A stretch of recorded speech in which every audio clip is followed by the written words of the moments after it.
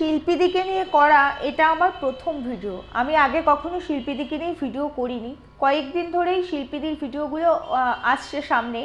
যেহেতু আমি শিল্পীদির ভিডিও দেখি, খুব রেগুলার বেসিসে না দেখলেও মাঝে মাঝে দেখি। যখন শিল্পীদি কন্ট্রোভার্সি করতো, বিশেষ করে ম্যান্ডেকে নিয়ে, তখন তার ভিডিও খুব দেখতাম।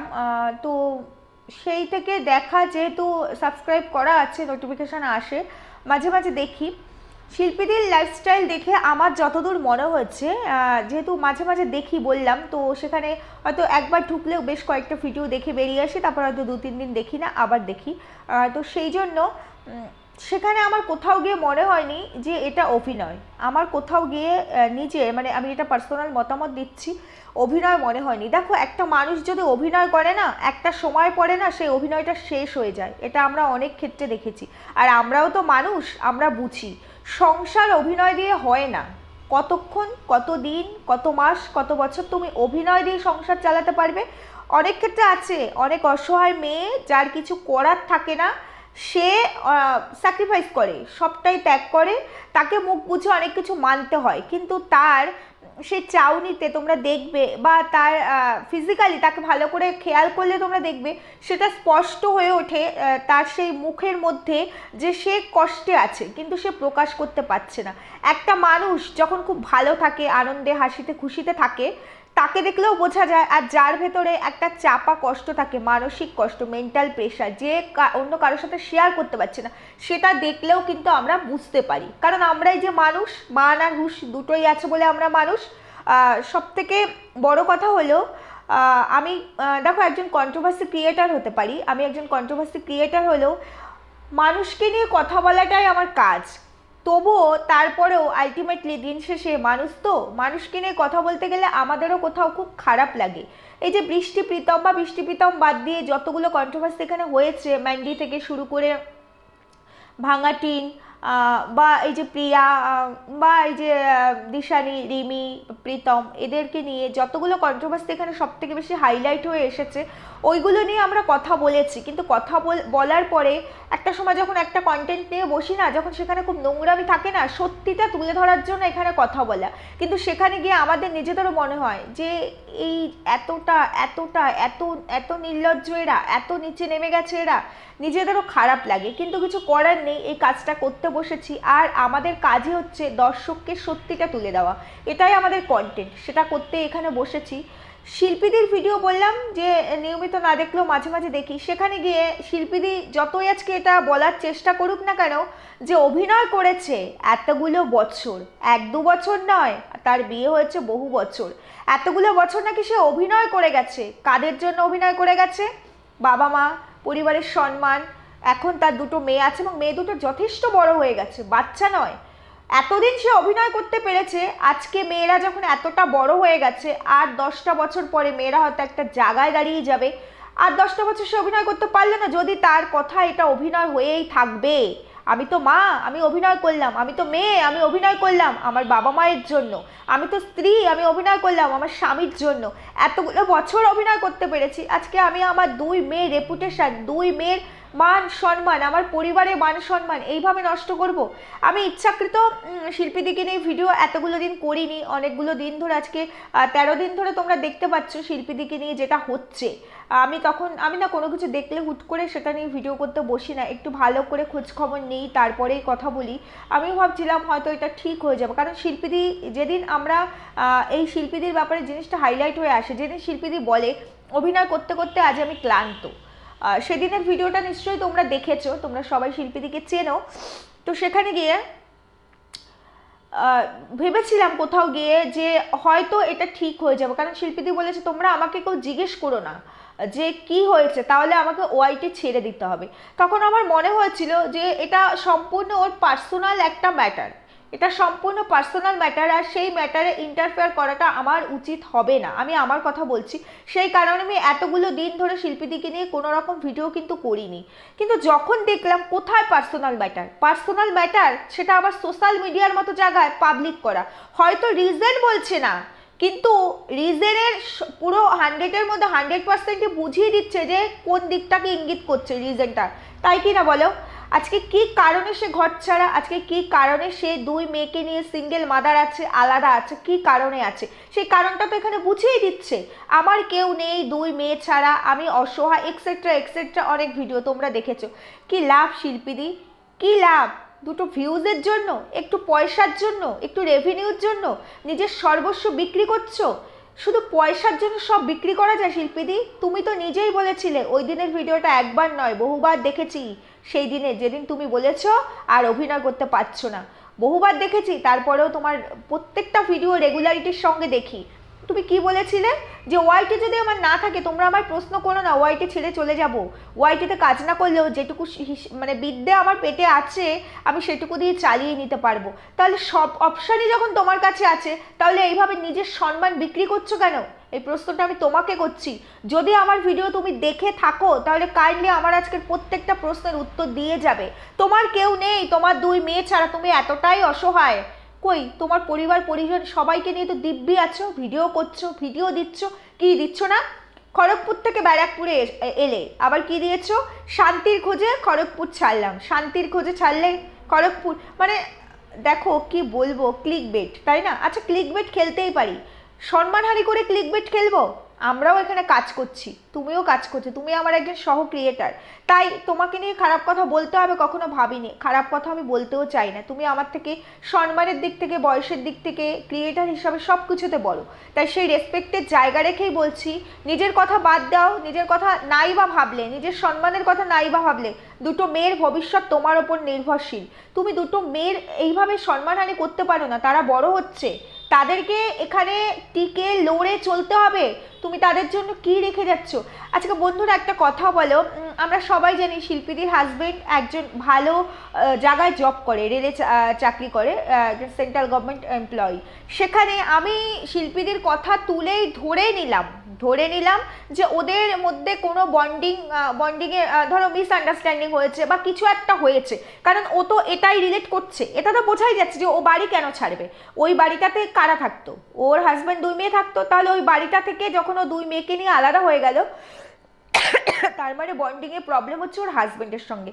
হাজব্যান্ড যদি অনেক খারাপও হয়ে থাকে, আজকে এতগুলো বছর, 2টো মেয়ে যথেষ্ট বড় হয়েছে, এতগুলো বছর যখন তুমি অ্যাডজাস্ট করতে পেরেছো, আরও 10টা বছর অ্যাডজাস্ট করতে মেয়েরা দাঁড়িয়ে যেত, তারপরে মেয়েরাই তোমার ঢাল হয়ে দাঁড়াতো। তোমাকে এই নাটক করার কি মানে আমি বুঝতে পারছি না, নাটক করে কি প্রমাণ করতে চাইছো?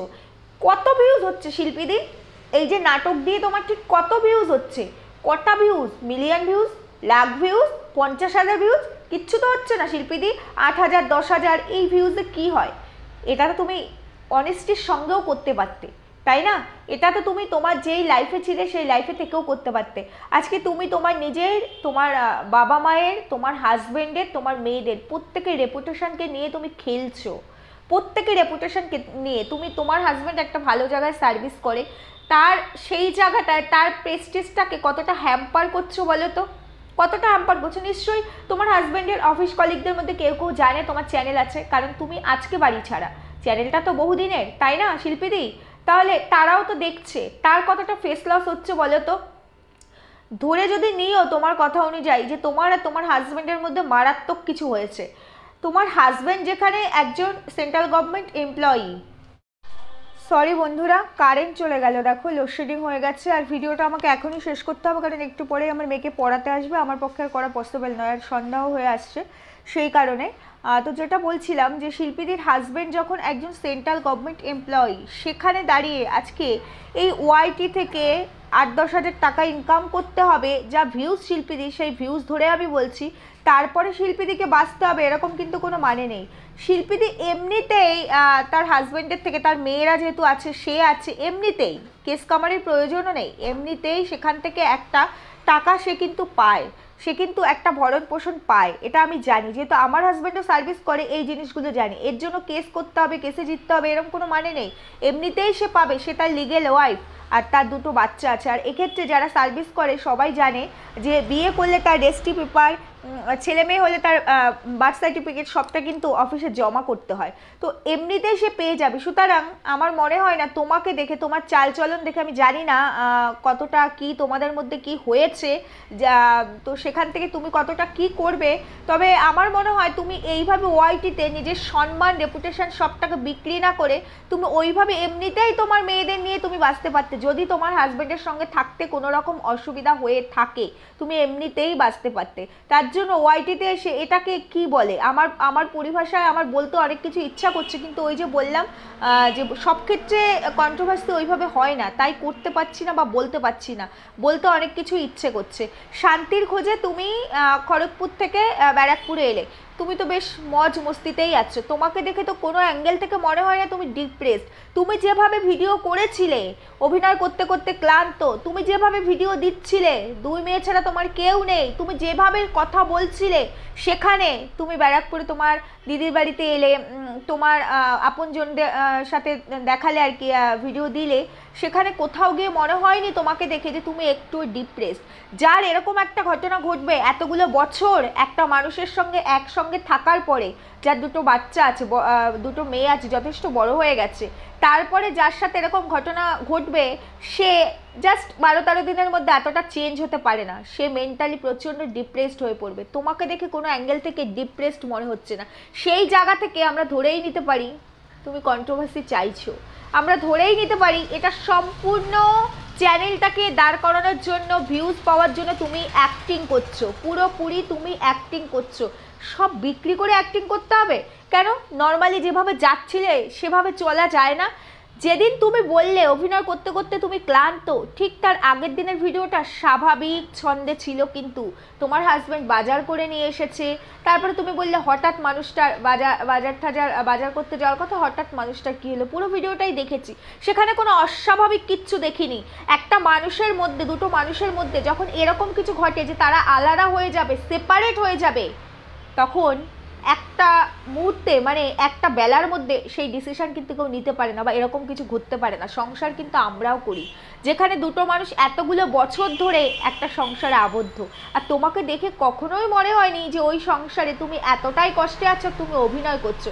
তাই আমি তোমাকে অনুরোধ করব, আমি তোমার থেকে অনেক ছোট, আমি একজন ছোট ক্রিয়েটার, তারপরেও তোমাকে অনুরোধ করব এইভাবে অভিনয় দিয়ে বা নাটক করে কোনো সেরকম তোমার কি কোনো হচ্ছে কিছু, মানে তুমি যেটার জন্য নেমেছো সেই জায়গাটা তুমি অ্যাচিভ করতে পারছো একটুও না। মানুষ তোমার এই অভিনয়টা ধরে ফেলেছে।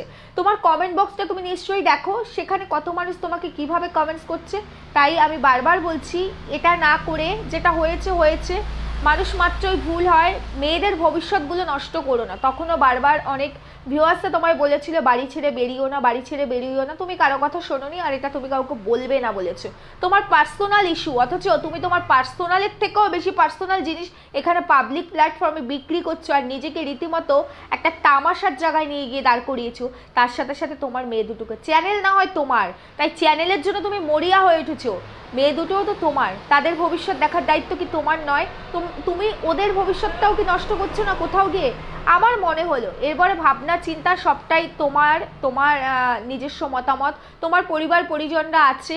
যদি আজকে আমাদের হাজব্যান্ড ওয়াইফের মধ্যে কোনো সমস্যা হয়, অ্যাট ফার্স্ট সেটা আমাদের ফ্যামিলির মধ্যে বসে একটা কথাবার্তার মাধ্যমে সেটাকে ঠিক করার চেষ্টা হয়। শুধু আমাদের কেন, আমার মনে হয় সবার ক্ষেত্রেই সেটা হয়। সেখানে যখন তোমার এতগুলো মানুষ আছে, আগের দিন বাজারঘাট হলো, স্বাভাবিক নিয়মে ভিডিও আসলো, পরের দিন তুমি ডিসিশন নিয়ে বেরিয়ে পড়লে তুমি আর ওই বাড়িতে থাকবে না, তুমি এতগুলো দিন অভিনয় করেছো, তোমার ফ্যামিলির লোকজনেরা কি করছিল? তারা কি এগুলো জানতো না? নিশ্চয়ই জানতো।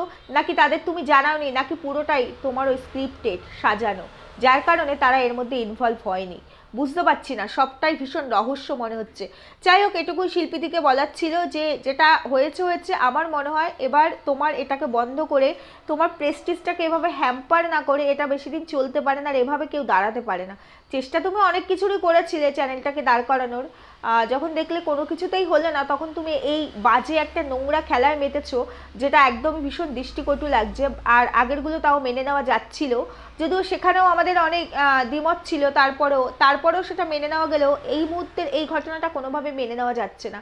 তাই জন্য বলছি আরেকবার ভেবে দেখো। আর কিছু বলার নেই, জীবন তোমার, মেয়েরা তোমার, সংসার তোমার, সবটাই তোমার, আর তোমার তো নিজস্ব লোকজনেরা আছে, আমরা বলার কেউ না। তারপর তারপরেও যেহেতু তুমি একজন ক্রিয়েটার আর এখানে সবটা সোশ্যাল মিডিয়ার প্ল্যাটফর্মে তুলে ধরছো, সেই কারণে আমিও একজন ক্রিয়েটার হিসাবে আমার মনে হলো এইটুকু কথা বলার রাইটস তো আমার আছে, তাই বলতে এলাম। এবার বিচার বিবেচনা সবটাই তোমার। আর বন্ধুরা, কষ্ট হলো তোমাদের আজকের ভিডিওটা দেখতে, যেহেতু লোডশেডিং হয়ে গেল, কিছু করার নেই, একটু পরেই আমার মেয়েকে পড়াতে আসবে, সন্ধ্যা হয়ে গেছে বুঝতেই পারছো। তো সেই জন্য এভাবেই ভিডিওটাকে শেষ করলাম, ছোট্ট একটা ভিডিও, ছোট্ট একটা আপডেট নিয়ে এসেছিলাম। ভিডিওতে কোনো ইন্ট্রো দিইনি, বলছি তোমরা সবাই আমার পাশে থেকো, আর কিছু করার নেই। সবাই সুস্থ থেকো, ভালো থেকো, দেখা হবে কালকে আরেকটা নতুন ভিডিওর সঙ্গে। আজকে এখানেই রাখছি, টাটা।